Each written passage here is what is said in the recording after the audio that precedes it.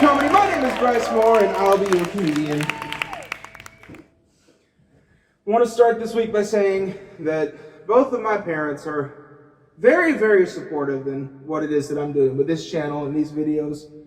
And really all the band stuff. For God's sake, my dad made that. Alright? They're very supportive in all of it. They watch every video at least once. They leave the likes on them. They comment on them and they share them with other people that might watch them.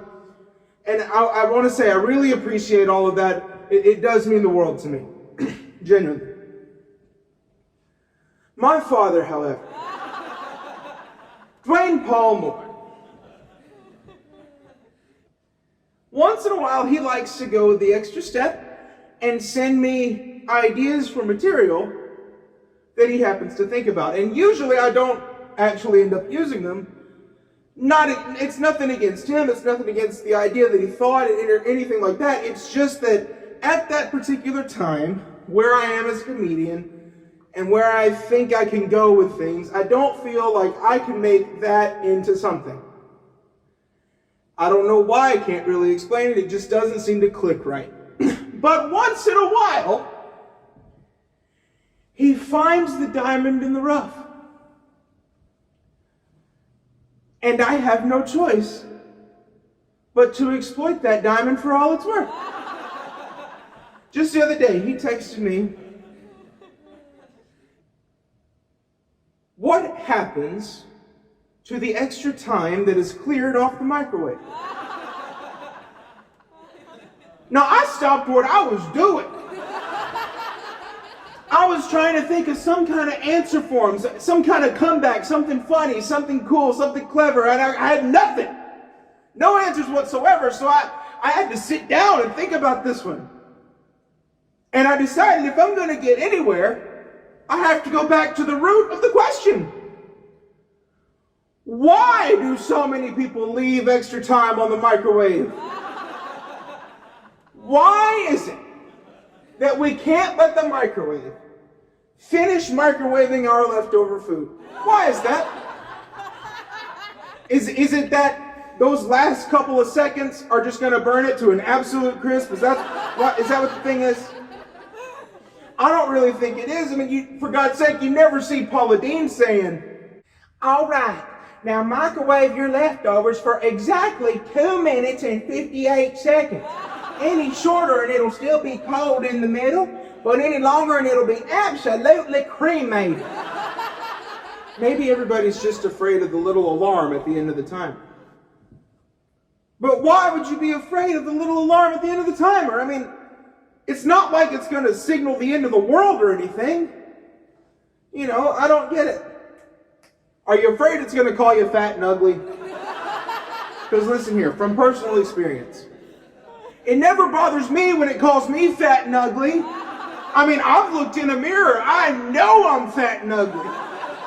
I hung out with my friends Carson and Amy here a while back. And Amy, by the way, is pregnant. But anyway, we went and we got pizza. And we just brought it back here to my apartment.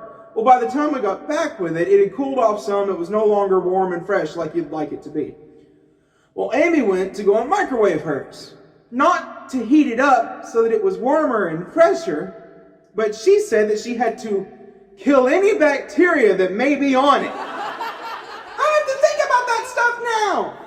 And then she looked at me like I was stupid. For the purposes of this routine, there is absolutely no reason whatsoever for me to bring up the countless bacteria that will inevitably fall on Amy's plate in the walk from the microwave all the way over to the couch. They simply don't matter. So for now, I'll just be the idiot who didn't know any better. She takes her plate out and goes over to the couch to sit down with it. And I was going to go ahead and microwave mine because like I said before, it's not as warm as I'd like it to be, and now I don't want to risk any accidental bacterial consumption. So I stick it in the microwave and hit the 30-second button, and it doesn't do anything. I hit the button again. Still doesn't do anything.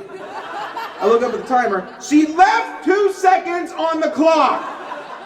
All right, look. At that point, you're affecting other people. See, you're leaving the rest of us thinking for even just a minute that our microwave might no longer work. which means that we'll have to throw this one out and go buy a new one, and that's expensive, and we talked about that a couple weeks ago. See, I cannot afford the expensive stuff! Not to mention how the microwave must feel. You stopped it at the very end of its one job. Think about that for a minute. Imagine you're working and somebody comes over and stops you right before you finish your job. And then you're just stuck there until they release you. And once they release you, then you'd feel bad because you know you didn't do the full job. You know that you didn't do as well as you really could have. For my theater friends, it would probably be something like when you're acting and then the stage manager calls hold in the middle of your line. To be or not to Hold! be.